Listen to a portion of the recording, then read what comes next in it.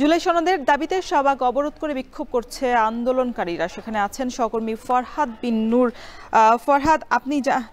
জানাবেন যে বিক্ষোভকারীরা কি বলছেন। আজকে তো জুলাই সনদ নিয়ে আলোচনাও চলছে, এরপরও বিক্ষোভের নিয়ে তাদের কি বক্তব্য?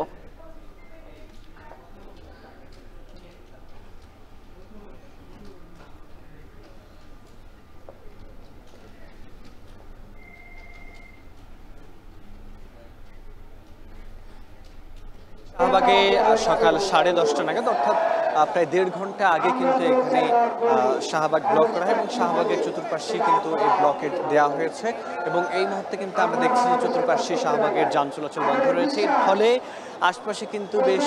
যানজটেরও তৈরি হয়েছে এবং এখানে যারা এসেছেন আমরা দেখছি যে এখানে কিন্তু ঢাকা এবং ঢাকার বাইরের বিভিন্ন জেলা থেকেও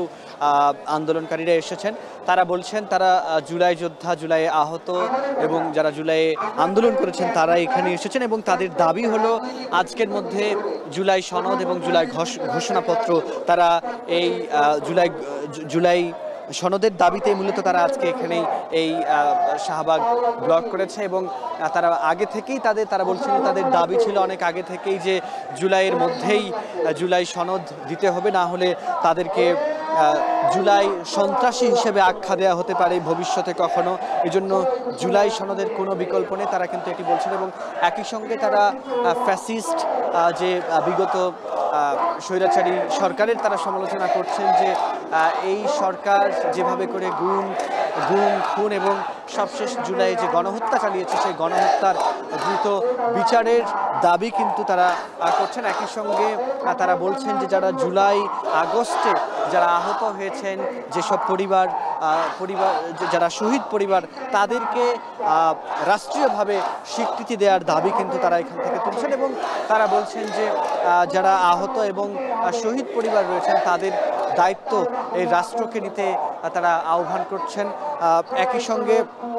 তারা বলছেন যে যারা জুলাই যোদ্ধা তাদেরকে নিরাপত্তা দেওয়ার ব্যাপারে কিন্তু তারা বলছেন, কারণ বিভিন্ন সময় তারা বিগত ফ্যাসিস্ট আওয়ামী সরকারের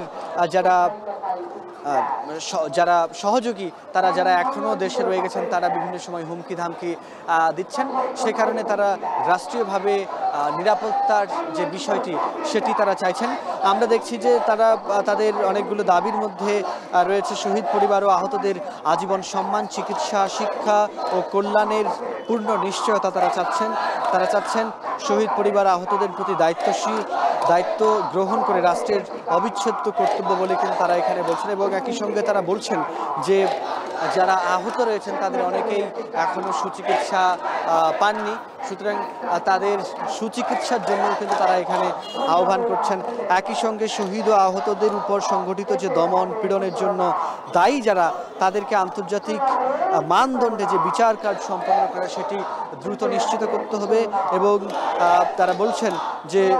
একটি স্বাধীন সত্য ও ন্যায় কমিশন গঠন করতে হবে যেখানে ভুক্তভোগীরা তাদের অভিজ্ঞতা ও সাক্ষ্য পেশ করতে পারবে। এই ধরনের দাবি কিন্তু তারা তুলছেন এবং আমরা দেখছি যে শাহবাগের এই চতুর্পাশেই কিন্তু যে ব্লকটা রয়েছে এখানে আমরা দেখছি যে আইন শৃঙ্খলা রক্ষাকারী বাহিনী পুলিশও রয়েছেন যাতে করে এখানে কোনো প্রকার বিশৃঙ্খলা না ঘটে এবং একই সঙ্গে যেন আইন শৃঙ্খলার পরিস্থিতি যেন নিয়ন্ত্রণে থাকে সেটিও কিন্তু আমরা দেখছি আইন শৃঙ্খলা বাহিনীর লোকজন এখানে। তো এই ছিল আমার কাছে সবচেয়ে